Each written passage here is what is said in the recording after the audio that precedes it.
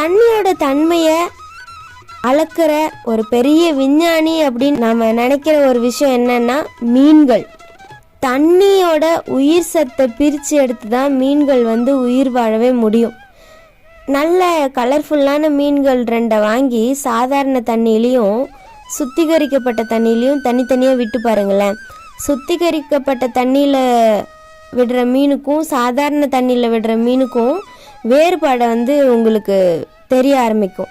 சில நேரங்களில் சுத்திகரிக்கப்பட்ட தண்ணியில் விட்ட மீன் இறந்து போயிடும். ஏன்னா மீனுக்கு தேவையான உயிர் சத்து சுத்திகரிக்கப்படுற தண்ணியில் இல்லாமல் போயிடுது, அழிஞ்சு போயிடுது. அதனால் மீன்களுக்கு அந்த சுத்திகரிப்பு தண்ணியிலேருந்து உயிர் சத்து கிடைக்காது.